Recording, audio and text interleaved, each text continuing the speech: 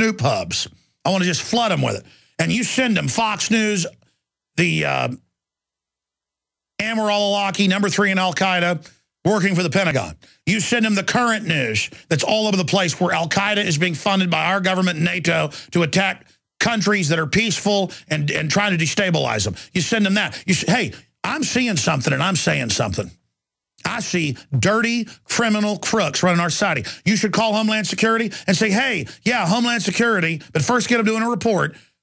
Homeland Security is hiring convicted felons and pedophiles and rapists to be the heads of the TSA over airports. And then give them news about it. And give them examples of where they're hiring criminals. Of course, you're probably talking to a criminal when you call. That's why they wanted to get everybody with a criminal record. They're now hiring them to rule us. You understand how hell force this is? So, oh yes. I mean, I've seen the footage of TSA on the trains in Tampa harassing people, and they even know who they are. The group that protested them in Houston and got them off the streets there, they know who they are. They've gotten in people's faces in Chicago. Hey, you put us on the news. We have highway checkpoints. You better not do that again and try to intimidate you. Just goons coming over, no jurisdiction, aren't even sworn officers, and the cops do what they say. We've got footage now of anywhere in Tampa. If people are out on the beach trying to take photos of the hurricane, cops run up all crazed. You're on a watch list now. Give me your info. Oh, give me your... It's so fun to act like a secret police and buy the propaganda that there's terrorists everywhere that weren't manufactured by your bosses. I mean, this is so crazy to watch these cops gobbling up the death of America in the name of safety. What a joke. What a joke. We'll have to keep our guest about 10 minutes the next hour. I'm ranting. It makes me get so angry to see all this happening, and we're going to be talking about it all here on the broadcast today.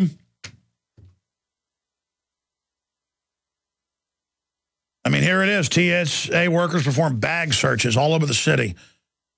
It's all over the place. Screeners inspect hundreds of journalists, and not one reports on it. Just groping everywhere. I mean, what a society. How do you break a free society? You get people's hands on you. You get everybody trained. It's absolutely despicable. A bunch of federal goons everywhere taking over society. I'm so sick of it. We're going to get into genocide committed by the U.S. government against the American people. #1 with Alfred Adask, the organic law of the United States, the significance of national debt, why the Bible says you can't kill a man. Well, it's murder, not kill. World's first economist. The purpose of the Second Amendment, the foundation of individual sovereignty. And I've got some other news items to cover with Alfred Adask. He's a founder in one of the largest legal reform organizations, Citizens for Legal Reform. He's published the AntiShyster News Magazine for more than a decade and ran for Texas Supreme Court. And he's been a political prisoner as well. And he joined us. You heard that whole rant there as we started the hour, Alfred. It just blows me away how fast all this is moving. Your take on what I was just covering before we go to break and come back and get into all your points. You know, I can listen to you talk about it, Alex, and on one level, it doesn't disturb me. But I do the same thing myself sometimes. I get news that's coming in on the internet, and I'm sitting here in front of my computer, and I tell you, I get so angry, I can hardly see straight. It infuriates me. I was talking to a friend of mine the other day, and I said it's like walking into a topless bar and finding your daughter dancing on the stage. I don't want to be here. I don't want to see what's going on. Something I love. The United States of America is being destroyed right in front of my eyes, and I'll tell you something. It infuriates. It drives me. You know, you hear other people, it's like driving. You know, if I'm driving and the traffic gets in my way, I lose my temper. Somebody else is driving, doesn't bother me a bit. Today you're driving. It doesn't bother me the same way it does if I'm reading it myself and I say, God. And I think perhaps you understand. Maybe that makes some sense. No, it totally makes sense. And to watch the zombies laugh at us that are informed. Yeah. That can quote legal documents, that can quote history, that are informed. People think being ignorant is like a mantle of power. And instead, everything's going to Hades in a handbasket. Yeah, I understand. And the way out is you have to learn some fundamentals. And if you can learn them, it's almost astonishing. I'm sure you appreciate this. We are dealing with forces that they didn't just start up in the last 5 years or 10 years or even in your lifetime or mine. You start to look at this and you understand that this is so massive. It's been going on for so long. You can't put a face on it. You can't put a name on it without sitting back and saying, you know, we are dealing with spiritual warfare. This has been going on for thousands of years. This isn't news. It seems like news, but the same process has been happening. No, you're right. But it's coming to a head. The cancer is suddenly expanding. Tentacles are shooting out of it. It's galloping very, very quickly because, well, we'll get your take on why they're moving so quick. Is it that they know they're in trouble? We'll be right back. The worst drought in 50. All right, Alfred Adask is our guest, and he's done a lot of research into the globalists and the weird legalese they have. Why they have to tell you what they're going to do to you first.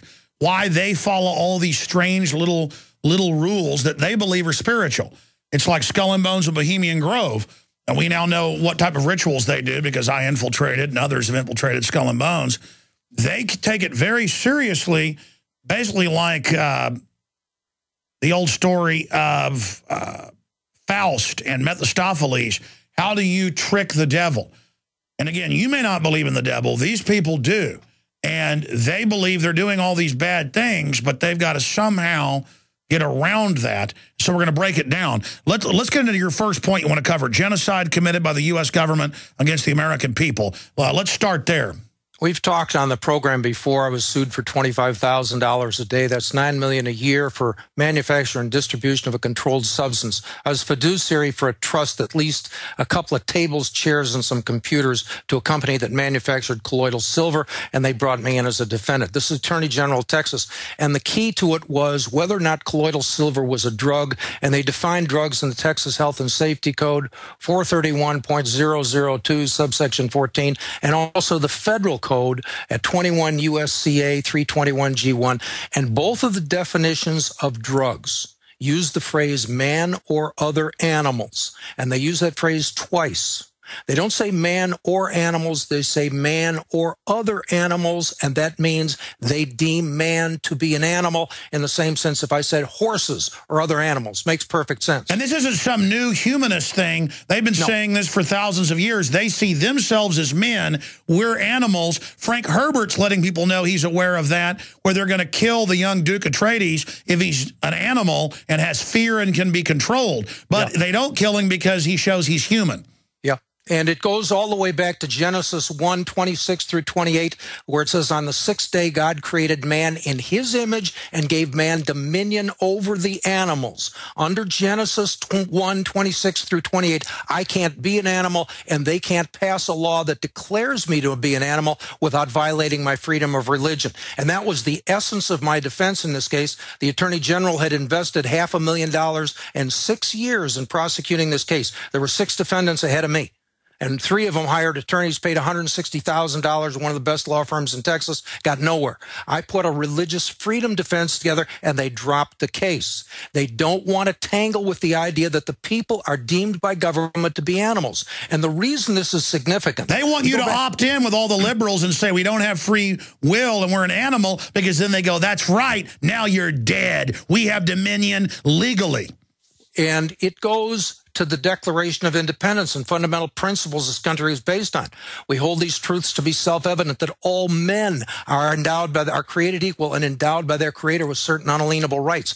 When they said that, they meant no animals. No animals are endowed with unalienable rights. The third sentence of the Declaration of Independence says that to secure these rights, governments are instituted among men. They're telling us the purpose of government, as envisioned by the Founding Fathers, was to secure to every man, woman, and even unborn child their God-given unalienable rights. These rights flow from God, but they don't flow to animals. They only flow to those of us who are made in God's image. And when they pass laws and they say, no, you're just another animal, you're just another animal. When they do that, they deprive us of the fundamental God-given unalienable rights that we find in our Declaration of Independence. This was the foundation for this country. It was unprecedented, and they are stripping us of that spiritual foundation on which this country was built.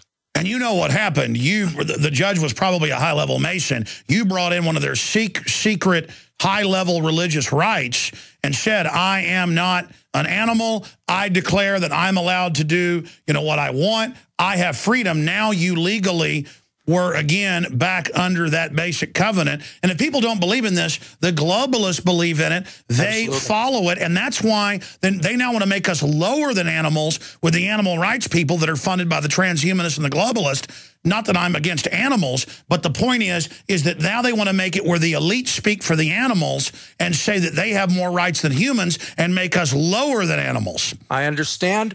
We've had people contact me. We do our little program, a little radio program. It goes out over shortwave. We have some people listening in foreign countries. I've been contacted by one guy in England and another one in Australia or New Zealand. I don't remember. One of them. And they checked the laws in their country, the definition of drugs. And they found out those laws for England and either Australia or New Zealand, probably both of them. No, it's all the same. Pardon me? It's all the same.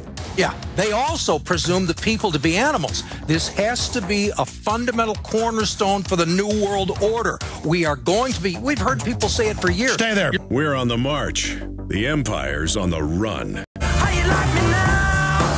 Researcher Alfred Adask is our guest for a little bit in the next hour. Then I'm going to have a huge news blitz and also open the phones up. But there's a new incredible article by Steve Watson and Paul Watson. I was just talking about this in the first hour. I just mentioned that the government had released biological agent in 1968 in the New York subway. Deaths resulted. Details remain classified. They put Army doctors in the hospitals to see what it would do. It was reportedly a bacteria. This just came out at Infowars.com and Prisonplanet.com. Big Sis begins releasing biological agents into Boston subway, assures public safety despite government history of dangerous biological testing on the American public. That's at Infowars.com and Prisonplanet.com. We're also going to put it out on my Twitter, so you can forward it, please. We've got to get where we are upset about this. They have urban warfare drills, military checkpoints, biospraying, chem spraying, just to get us conditioned to, oh, well, they always spray us. We're not talking about spraying bug poison over Dallas to kill West Nile, and boy, is that a bunch of hooey as well.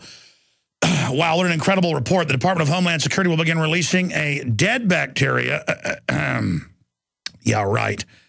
into the Boston subway tomorrow in an operation it says will test sensors designed to detect biological agents that could be released as part of a terrorist attack. Who knows what they're really going to be releasing there? I mean, with their penchant for putting cancer viruses in the vaccines. Little is known about what exactly the bacteria consist of. Well, of course, you don't let the slaves know that. And the DHS has not been very forthcoming with information, saying only that it is non-infectious material that has been approved as a food supplement. Probably yeast. The Boston Globe reports the test will begin Wednesday. Will be held periodically over the next year. Oh, just whenever they want it. Harvard and Porter Square stations in Cambridge and the Davis Square station in Somerville. And it's all part of this new fear of alarms going off. But now they've turned off all over the country the radiation alarms.